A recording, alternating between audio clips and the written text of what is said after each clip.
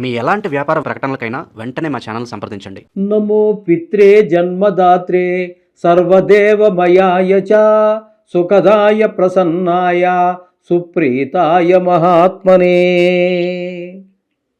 మాతృదేవో భవ పితృదేవో భవ. ధనురాశి వారికి డిసెంబర్ నెల 2025 సంవత్సరం గోచార ఫలితాలు ఏ విధంగా ఉన్నాయో తెలుసుకునే ప్రయత్నం చేద్దాము. ముఖ్యంగా ధనురాశి వారికి మనం చెప్పుకోవాలి అన్నట్టయితే వెనక నుంచి అంటే బుధుని యొక్క సంచారం చెప్పుకుందాము. బుధుడు సంచారం ఈ డిసెంబర్ నెలలో 3 రాశుల్లో జరుగుతున్నది. ఏంటంటే ఏకాదశ స్థానమైనటువంటి తులారాశిలో ఒక 6 రోజులు, ఈ 6 రోజులు ఏకాదశ స్థానంలో ఉన్నారు కాబట్టి లాభానికి ధన లాభానికి వాటికి ఇబ్బంది ఏమీ ఉండదు. ధనార్జన సంపాదించడం ఈజీగా సంపాదిస్తారు. ఏదైనా కొత్త పని ప్రారంభించినా కూడా అందులో విజయం సాధిస్తారు. అలాగే అలంకారాలు అవి వాటి మీద ప్రీతి పెరుగుతుంది. ఈ విధమైన ఫలితాలన్నీ 6 రోజులు ఇస్తూ ఉన్నారు. ఇక వ్యయ స్థానంలో ఒక 24 రోజుల పాటు సంచారం చేస్తున్నారు. ఈ వ్యయ స్థానంలో ఉన్నప్పుడు ధన వ్యయం అయిపోతుంది, ధన నష్టం జరుగుతుంది. ధన నష్టం అంటే ధనం పర్సు పోగొట్టుకోవటమో, లేకపోతే ఎవడో పిక్ పోగొట్టుకోవటమో, లేకపోతే ఎవడో మనకి టోకరా ఇచ్చి డబ్బులు పట్టుకుపోవటమో ఏదో జరుగుతుంది. అది ధన నష్టం. ధన వ్యయం అంటే మనం ధనాన్ని మనం ఖర్చు పెట్టుకున్నాం, ఆనందంగానే ఖర్చు పెట్టుకుంటాం. మనం ఒకవేళ పోయినా వేస్ట్ అయినా ఏదో వస్తువు పనికిరాని వస్తువే కొన్నామండి, అది ధన వ్యయం ఉంది. అది మనకి ఆ వస్తువు అవసరం లేదు కానీ సరదా పుట్టింది కొనేసాం, దీన్ని వ్యయం అంటారు. ధన వ్యయం వేరు, ధన నష్టం వేరు. ఈ విధంగా ఉంటుంది. అలాగే శత్రుభయం ఉంటుంది. ఇక 12వ స్థానంలో ఉన్నారు కాబట్టి మీ ఇక్కడ 24 రోజుల్లో ధన వ్యయం ఉంటుంది, ధన నష్టం ఉంటుంది. కొంతమందికి భార్యా వియోగం ఉంటుంది, భార్య నష్టం జరగచ్చు. ఏంటంటే ఇది రాశిగతమైనటువంటిది. ప్రపంచవ్యాప్తంగా తీసుకున్నట్టయితే 830 కోట్ల జనాభాగా లెక్కలు చెప్తున్నాయి. 80 రాసులు ఉన్నవి 12. 830 కోట్లని మీరు కనుక 12 రాసులు పెట్టి భాగించినట్టయితే సుమారుగా 70 కోట్ల మందికి సంబంధం ఒకటే జరుగుతుందా? అది సాధ్యమా? ఇది గోచారం మాత్రమే. మీ వ్యక్తిగతం అనేది మీదే. 2 నిమిషాలు 3 నిమిషాలు తేడాలో పుట్టినటువంటి కవల పిల్లల యొక్క జీవితం కూడా స్థూలంగా చూస్తే ఒక రకంగానే ఉంటుంది. కానీ సూక్ష్మంగా వెళ్ళినట్టయితే అందులో ఒకరు డబ్బులు ఉన్నవారుగా, ఒకరు మరి కటిక పేదవారుగా, లేకపోతే ఒకరు మహావిద్యావంతులుగా, ఒకరేమో అసలు విద్య లేనటువంటి వింత పశువులాగా జీవిస్తూ ఉంటారు. ఈ కారణాలన్నీ కూడా శిశుసత్యవంతి దగ్గరికి వెళ్ళినట్టయితే మనకు తెలుసుకోగలుగుతాం. అంచేత వ్యక్తిగత జాతకమే మనం ప్రాధాన్యత ఇవ్వాలి. దీని ప్రాధాన్యత దీనికి ఉన్నది కాదంటలేదు, కానీ ఇది దానికి అనుసంధానం చేసుకోవటం వరకు ఇది 10% వరకే మాత్రమే. ఇది గమనించండి. ఓకే, ఇంకా ఈ బుధుడు గురించే కదా చెప్పుకుంటున్నాం. ఈ బుధుని యొక్క సంచారము ఏకాదశ స్థానంలో 6 రోజులు యోగకారంగా ఉన్న, వ్యయ స్థానంలో 12 రోజులు ఈ రకమైనటువంటి చెడు ప్రభావాలు చూపించిన, జన్మంలోకి వచ్చిన తర్వాత ఒకే ఒక రోజు ఉన్నారు, అక్కడ కూడా చెడు ప్రభావమే. అంటే 31 రోజులు పూర్తిగా బుధుడు మనకి ఈ ధనురాశి వారికి ప్రతికూలంగానే ఉన్నాడు. అంటే వ్యయ స్థానం బాగాలేదు, లాభస్థానంలో మాత్రమే కొంచెం మనకి ఒక 6 రోజులు బాగున్నాడు. వ్యయ స్థానంలో 24 రోజులు బాగలేడు. మొత్తం మీద ఈ నెలలో 25 రోజులు బాగలేడు అండి. నెల కాదు, తప్పు. 25 రోజులు మాత్రం మీకు ప్రతికూలమైన ఫలితాలే ఇస్తూ ఉన్నాడు. చెడు ఆలోచనలు, దుష్ట ప్రవర్తన ఇట్లాంటి వాటికి అవకాశం ఉంటుంది. ఇక రవి యొక్క సంచారం తీసుకున్నట్టయితే వ్యయ స్థానంలో 16 రోజులు, జన్మంలో 15 రోజులు సంచారం. ఈయన కూడా పూర్తి వ్యతిరేకంగానే ఉన్నారు. వ్యయ స్థానంలో ఉన్నప్పుడు ఖర్చులు పెరగటము, మనోవిచారము, కలతర నష్టము, ఈ ధన నష్టం ఇవన్నీ చూపిస్తూ ఉంటే, జన్మంలో ఉన్నటువంటి 15 రోజులు కూడా దుష్ట ప్రవర్తన, అట్లా మంచి ఆలోచన లేకపోవటం, ప్రవర్తనలో మంచిదనం లేకపోవటం, ఆలోచనలో తేడా లేకపోవటం, మంచిదనం లేకపోవటం, ఈ విధమైనటువంటి పరిస్థితులన్నీ జన్మల్లో. అంటే రవి పూర్తిగా ప్రతికూలుడే ఏమండి.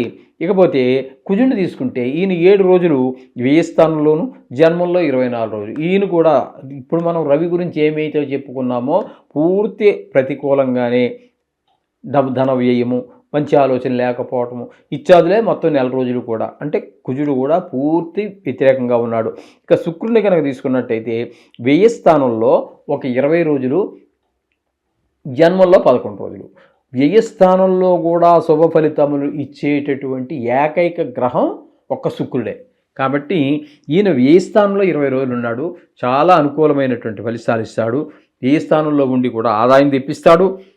మంచి అందరూ శత్రువులందరూ కూడా మిత్రులుగా మారుతూ ఉంటారు, మిత్రత్వం వహిస్తారు. మనసంతా ఆహ్లాదకరంగా ఉంటుంది. అలాగే భార్యతో మనకు ఉన్నటువంటి అనుబంధం మరింత బాగుంటుంది. అలాగే చాలామందికి ధన లాభం వచ్చేటట్టు అవకాశం ఉంటుంది. వీటన్నిటికీ కూడా అవకాశం బాగుంది. శుక్రుడు ఒక్కడ మాత్రం పూర్తి నెలకి నెల కూడా అనుకూలమైన ఫలితాలే ఇస్తూ ఉన్నారు అని చెప్పి మనం చెప్పుకోవాలి. ఇకపోతే తృతీయ స్థానంలో రాహుగ్రహ సంచారం, తృతీయంలో రాహు కూడా చాలా చక్కటి ఫలితాలన్నీ మనకి ఇస్తారండి.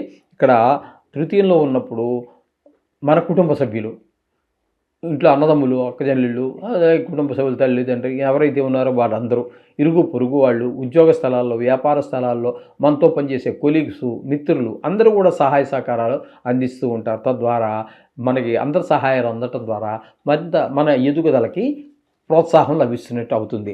ఇకపోతే ఈ ఈ ధనురాశి వారికి అర్ధాష్టమ శని జరుగుతున్నది. అర్ధాష్టమ శని అంటే సుఖాలు.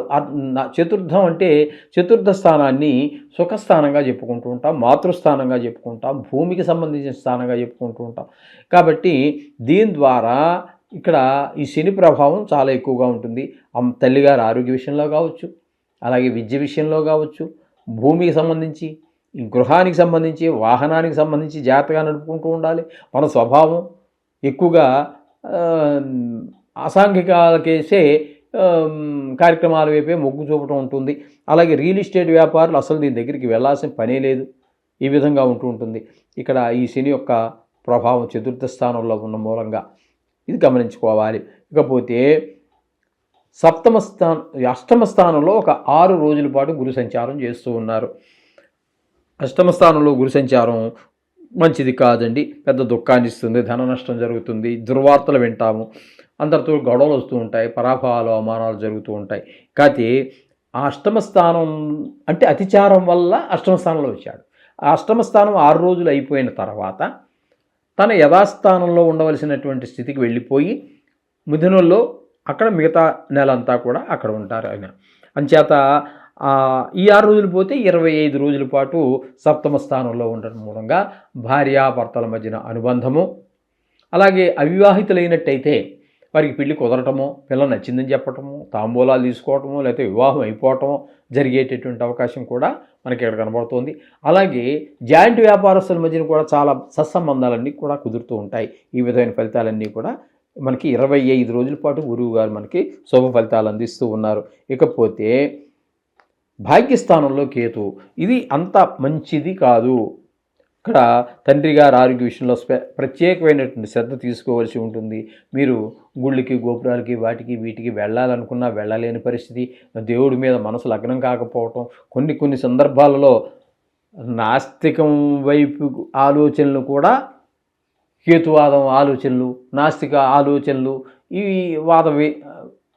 నాస్తికవాద ఆలోచనలు రావటం లాంటివి కూడా జరిగే అవకాశం ఉంటుంది.